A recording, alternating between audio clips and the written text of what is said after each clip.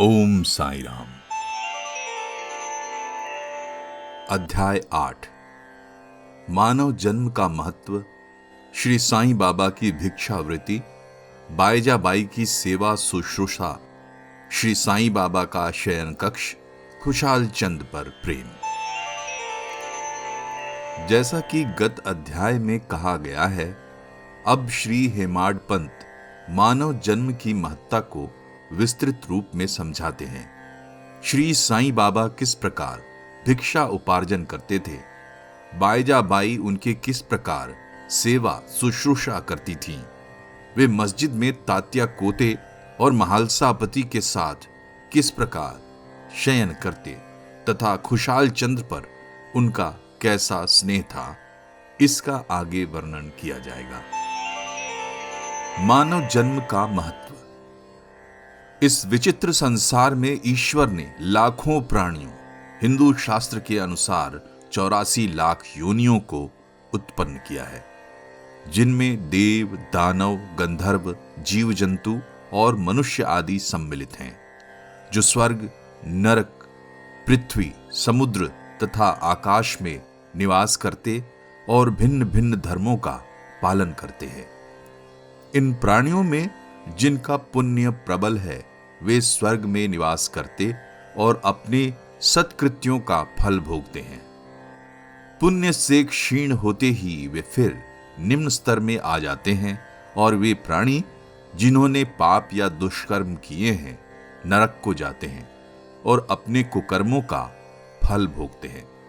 जब उनके पाप और पुण्यों का समन्वय हो जाता है, जब पाप और पुण्य दोनों नष्ट हो जाते हैं, तब वे मुक्त हो जाते हैं। अपने कर्म तथा प्रारब्ध के अनुसार ही आत्माएं जन्म लेती या काया प्रवेश करती हैं। मनुष्य शरीर अनमोल। यह सत्य है कि समस्त प्राणियों में 4 बातें एक समान हैं: आहार, निद्रा, भय और मैथुन।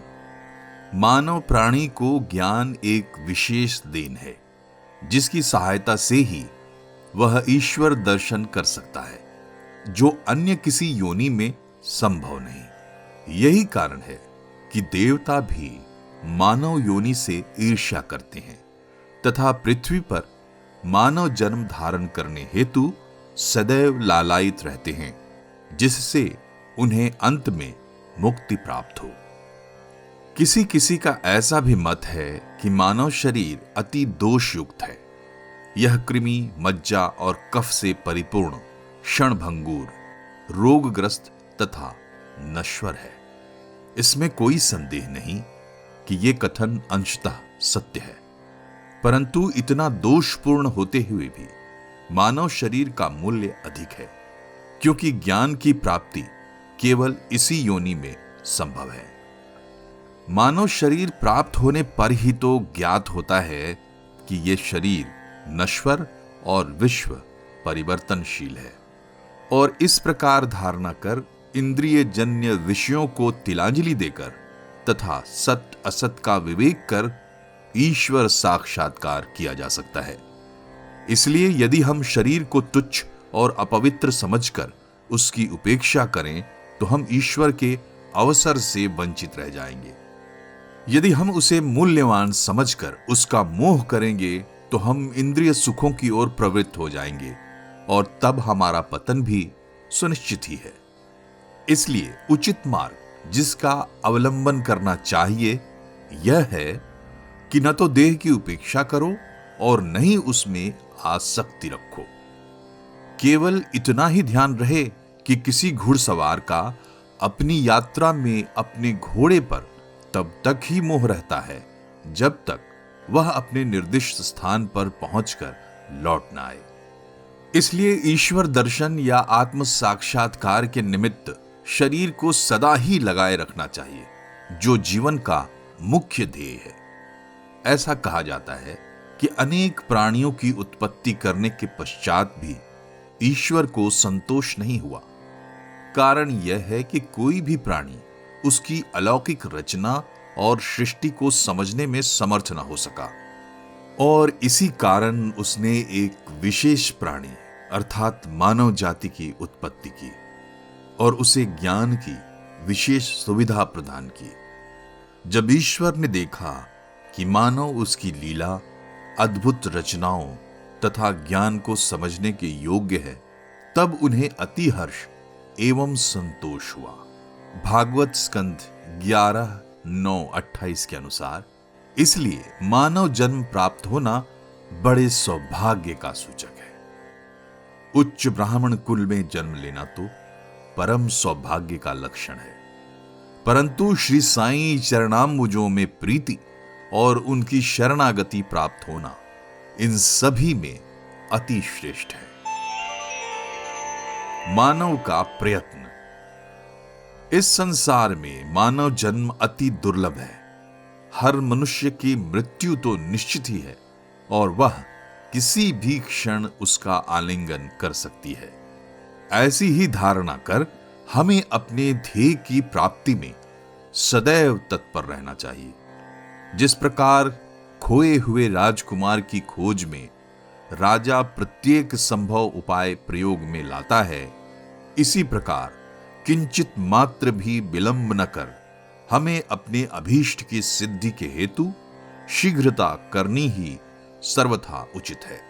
अतः पूर्ण लगन और उत्साह पूर्वक अपने ध्येय, आलस्य और निद्रा को त्याग कर हमें ईश्वर का सर्वदा ध्यान रखना चाहिए।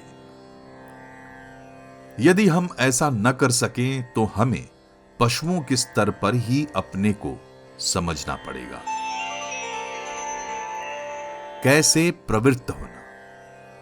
अधिक सफलतापूर्वक और साक्षात्कार को सुलभ प्राप्त करने का एकमात्र उपाय है किसी योग्य संत या सद्गुरु के चरणों की शीतल छाया में आश्रय लेना, जिसे कि ईश्वर साक्षात्कार हो चुका हो।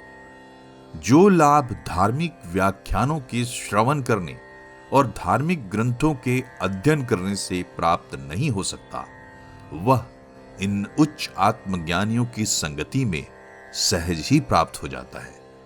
जो प्रकाश हमें सूर्य से प्राप्त होता है, वैसा विश्व के समस्त तारे भी मिल जाएं तो भी नहीं दे सकते। इसी प्रकार जिस आध्यात्मिक ज्ञान की उपलब्धि हमें सद्गुरु की कृपा से हो सकती है, वह ग्रंथों और उपदेशों से किसी प्रकार संभव नहीं है। उनकी प्रत्येक गतिविधि मृदु भाषण, गुह्य उपदेश, क्षमाशीलता, स्थिरता, वैराग्य, दान और परोपकारिता, मानव शरीर का नियंत्रण, अहंकार शून्यता आदि गुण जिस प्रकार भी वे इस पवित्र मंगल विभूति द्वारा व्यवहार में आते हैं, सत्संग द्वारा भक्त लोगों को उसके प्रत्यक्ष दर्शन होते हैं। इससे मस्तिष्क की जागृति तथा उत्तरोत्तर आध्यात्मिक उन्नति होती है। श्री साईं बाबा इसी प्रकार के एक संत या सद्गुरु थे। यद्यपि वे बाह्य रूप से एक फकीर का अभिनय करते थे, परंतु वे सदैव आत्मलीन रहते थे। वे समस्त प्राणियों से प्रेम करते और उनमें भगवत दर्शन का अनुभव करते थे। सुखों का उनको कोई आकर्षण न था और न वे आपत्तियों से विचलित होते थे। उनके लिए अमीर और फकीर दोनों ही एक समान थे। जिनकी केवल कृपा से भिखारी भी राजा बन सकता था, वे शिरडी के द्वार द्वार घूमकर भिक्षा उपार्जन किया करते थे। यह कार्य वे इस प्रकार करते थे। बाबा की भिक्षावृत्ति। शिरडी वासियों के भाग्य की कौन कल्पना कर सकता है कि जिनके द्वार पर परब्रह्म भिक्षुक के रूप में खड़े रहकर पुकार करते थे, ओ माई, एक रोटी का टुकड़ा मिले, और उसे प्राप्त करने के लिए अपना हाथ फैलाते थे। एक हाथ में वे सदा टमरेल लिए रहते और दूसरे में एक झोली। कुछ घरों में तो वे प्रतिदिन ही जाते और किसी किसी के द्वार पर केवल फेरी ही लगाते थे। वे साग, दूध या छाछ आदि पदार्थ तो टिन पॉट में लेते तथा भात व रोटी आदि अन्य सूखी वस्तुएं झोली में डाल लेते थे। बाबा की जिह्वा को कोई स्वाद रुचि न थी, क्योंकि उन्होंने उसे अपने वश में कर लिया था। इसलिए वे भिन्न भिन्न वस्तुओं के स्वाद की चिंता क्यों करते। जो कुछ भी भिक्षा में उन्हें मिल जाता उसे ही वे मिश्रित कर संतोषपूर्वक ग्रहण करते थे। अमुक पदार्थ स्वादिष्ट है या नहीं, बाबा ने इस ओर कभी ध्यान ही नहीं दिया, मानो उनकी जिह्वा में स्वाद बोध ही न हो। वे केवल मध्याह्न तक ही भिक्षा उपार्जन करते थे। यह कार्य बहुत अनियमित था। किसी दिन तो वे छोटी सी फेरी ही लगाते और किसी दिन 12 बजे तक। वे एकत्रित भोजन एक कुंडी में डाल देते, जहां कुत्ते, बिल्लियां, कौवे आदि स्वतंत्रता पूर्वक भोजन करते थे। बाबा ने उन्हें कभी नहीं भगाया। एक स्त्री भी जो मस्जिद में झाड़ू लगाया करती थी, रोटी के 10-12 टुकड़े उठाकर अपने घर ले जाती थी, परंतु किसी ने कभी उसे नहीं रोका। जिन्होंने स्वप्न में भी बिल्लियों और कुत्तों को कभी दुत्कार कर नहीं भगाया, वे भला निस्सहाय गरीबों को रोटी के कुछ टुकड़ों को उठाने से क्यों रोकते। ऐसे महान पुरुष का जीवन धन्य है। शिरडी वासी तो पहले पहले उन्हें केवल एक पागल ही समझते थे और वे शिरडी में इसी नाम से विख्यात भी हो गए थे। जो भिक्षा के कुछ टुकड़ों पर निर्वाह करता हो, भला उसका कोई आदर कैसे करता। परंतु ये तो उदार हृदय, त्यागी और धर्मात्मा थे। यद्यपि वे बाहर से चंचल और अशांत प्रतीत होते थे, परंतु अंतःकरण से दृढ़ और गंभीर थे। उनका मार्ग गहन तथा गूढ़ था। फिर भी ग्राम में कुछ ऐसे श्रद्धावान और सौभाग्यशाली व्यक्ति थे जिन्होंने उन्हें पहचान कर एक महान पुरुष माना। ऐसी ही एक घटना नीचे दी जाती है। बायजा बाई की सेवा। तात्या कोते की माता, जिनका नाम बायजा बाई था, दोपहर के समय एक टोकरी में रोटी और साग लेकर जंगल को जाया करती थीं। वे जंगल में कोसों दूर जाती और बाबा को ढूंढकर उनके चरण पकड़ती थीं। बाबा तो शांत और ध्यान मग्न बैठे रहते थे। वे एक पत्तल बिछाकर उस पर सब प्रकार के व्यंजनादि जैसे रोटी, साग आदि परोसती और बाबा से भोजन कर लेने के लिए आग्रह करती। उनकी सेवा तथा श्रद्धा की रीति बड़ी ही विलक्षण थी। प्रतिदिन दोपहर को जंगल में बाबा को ढूंढना और भोजन के लिए आग्रह करना। उनकी इस सेवा और उपासना की स्मृति बाबा को अपने अंतिम क्षणों तक बनी रही। उनकी सेवा का ध्यान कर बाबा ने उनके पुत्र को बहुत लाभ पहुंचाया। मां और बेटे दोनों की ही फकीर पर दृढ़ निष्ठा थी।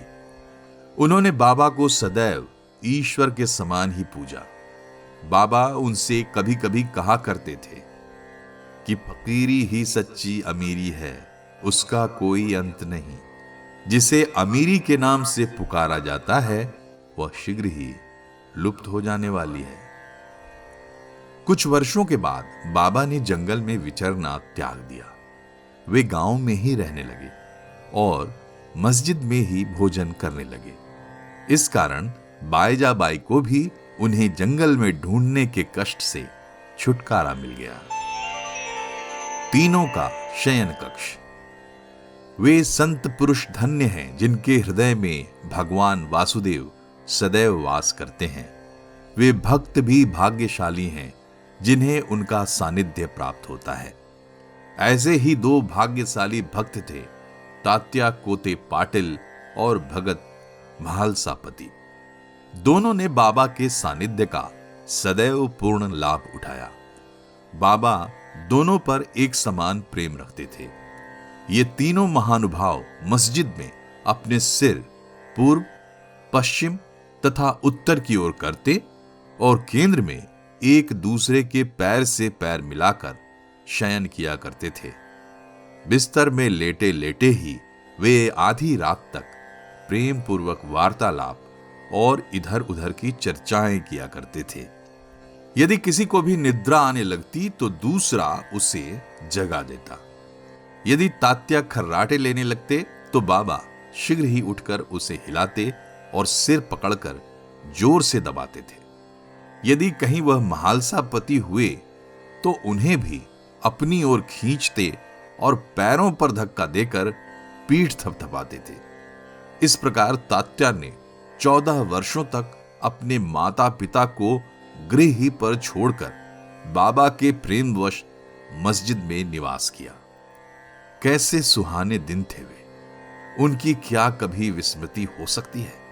उस प्रेम का क्या कहना? बाबा की कृपा का मूल्य कैसे आंका जा सकता था? पिता की मृत्यु होने के पश्चात तात्या पर घर बार की जिम्मेदारी आ पड़ी, इसलिए वे अपने घर जाकर रहने लगे। राहता निवासी खुशहाल चंद। शिरडी के गणपत तात्या कोते को बाबा बहुत ही चाहते थे। वे राहता के मारवाड़ी सेठ श्री चंद्रभान को भी बहुत प्यार करते थे। सेठ जी का देहांत होने के उपरांत बाबा उनके भतीजे खुशहाल चंद को भी अधिक प्रेम करते थे। वे उनके कल्याण की दिन रात फिक्र किया करते थे। कभी बैलगाड़ी में तो कभी तांगे में वे अपने अंतरंग मित्रों के साथ राहता को जाया करते थे। ग्रामवासी बाबा के गांव के फाटक पर आते ही उनका अपूर्व स्वागत करते और उन्हें प्रणाम कर बड़ी धूमधाम से गांव में ले जाते थे। खुशहाल चंद बाबा को अपने घर ले जाते और कोमल आसन पर बिठाकर उत्तम सुस्वादु भोजन कराते और आनंद तथा प्रसन्न चित्त से कुछ देर तक वार्तालाप किया करते थे। फिर बाबा सबको आनंदित कर और आशीर्वाद देकर शिरडी वापस लौट आते थे। एक ओर राहता दक्षिण में तथा दूसरी ओर नीम गांव उत्तर में था। इन दोनों ग्रामों के मध्य में शिरडी स्थित है।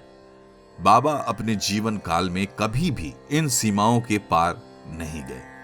उन्होंने कभी रेलगाड़ी नहीं देखी और न कभी उसमें प्रवास ही किया, परंतु फिर भी उन्हें सब गाड़ियों के आवागमन का समय ठीक ठीक ज्ञात रहता था। जो भक्तगण बाबा से लौटने की अनुमति मांगते और आदेशानुकूल चलते, वे कुशलतापूर्वक घर पहुंच जाते थे, परंतु इसके विपरीत जो अवज्ञा करते उन्हें दुर्भाग्य व दुर्घटनाओं का सामना करना पड़ता था। इस विषय से संबंधित घटनाओं और अन्य विषयों का अगले अध्याय में विस्तार पूर्वक वर्णन किया जाएगा। विशेष, इस अध्याय के नीचे दी हुई टिप्पणी बाबा के खुशहाल चंद पर प्रेम के संबंध में है। किसी प्रकार उन्होंने काका साहेब दीक्षित को राहता जाकर खुशहाल चंद को लाने को कहा और उसी दोपहर को खुशहाल चंद से स्वप्न में शिरडी आने को कहा। इसका उल्लेख यहां नहीं किया गया है क्योंकि इसका वर्णन इस सच्चरित्र के 30वें अध्याय में किया जाएगा। श्री सद्गुरु साईनाथार्पणमस्तु। शुभम भवतु। ओम साई राम।